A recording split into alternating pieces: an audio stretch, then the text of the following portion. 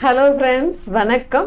கவிஞர் கண்ணதாசருடைய பழைய பாடல்களை சமீபத்தில் கேட்டால் அதில் மிகவும் என்னை கவர்ந்த ஒரு பாடல், அதனுடைய வரிகளை சொல்கிறேன்.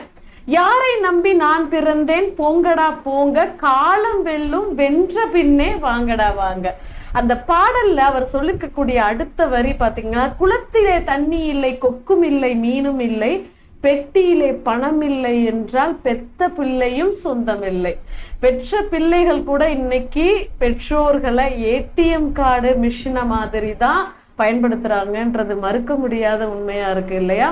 ஸோ அதுக்கப்புறம் சொல்லியிருக்காரு, தென்னைய பெத்தா இளநீரு, பிள்ளைய பெத்தா கண்ணீரு, பெத்தவன் மனமே பித்தம்மா, பிள்ளை மனமே கல்லம்மா, பானையிலே சோறு இருந்தால் பூனைகளும் சொந்தமடா, சோதனைய பங்கு வச்சா சொந்தமில்லை பந்தமில்லை. எவ்வளவு அழகா எழுதியிருக்காரு பாருங்க. முதல் பாதியில இப்படி எல்லாம் விரக்தி